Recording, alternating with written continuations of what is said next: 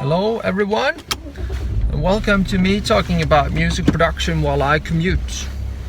Alright, let me just back this up a bit. Everything good?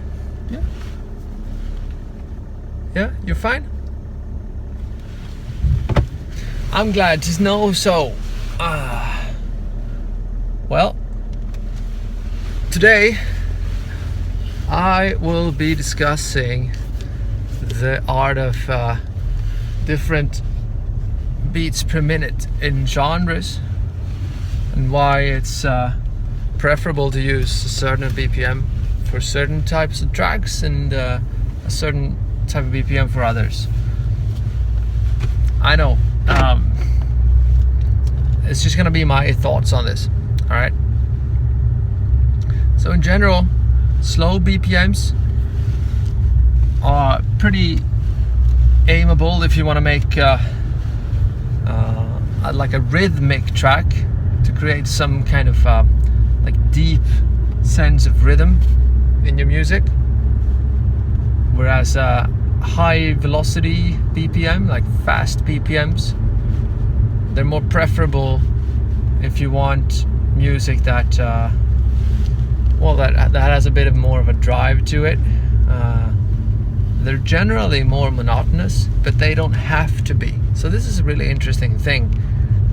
In my experience, it really is different depending on what kind of genre you're making. So it's a lot easier to start categorizing things according to genres. But you know, BPMs are fun to talk about, so why not? Why not talk about it? A big thing that will grab people's attention is when you change the BPMs in the track. You heighten the BPMs or you lower in the BPMs. You switch the rhythms as well. That's a big thing that people then start to recognize in a track. It's very recognizable if you do that.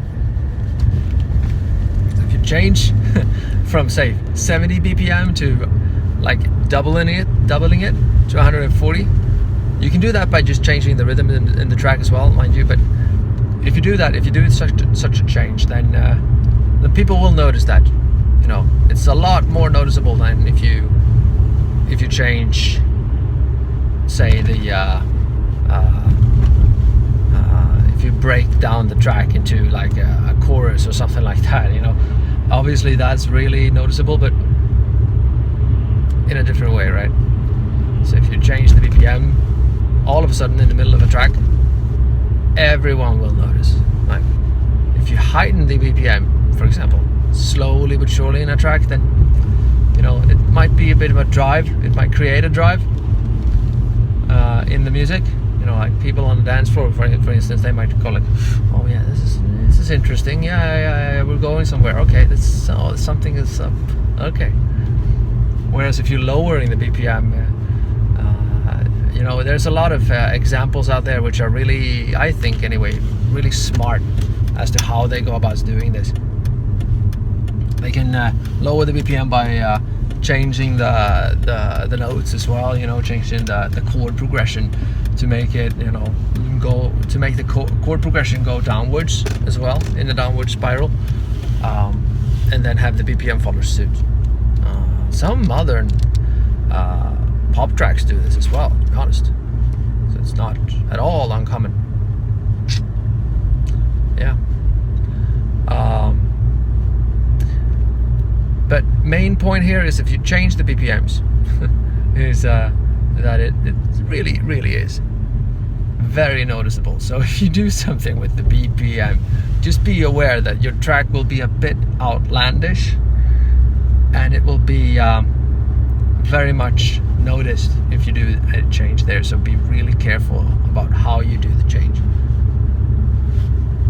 Personally, I'm not doing anything like this, but I've thought of it, you know, a couple of times, but I've never really made a track based on that, because it's just, you know, it's it's a bit cheesy at times as well if you do something like that, if you change the BPM in the middle. I mean, it's up to each and every one of us of how we interpret these kinds of things.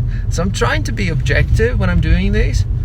I just realized I'm trying to be real objective when talking about these kinds of things, but at the end of the day, some of these are really subjective. Like if I talk about changing the BPM up and down in a track, you know, obviously my thoughts on that is based on my experiences, and I think it's pretty cheesy to do it, so I'm not really up for doing it myself.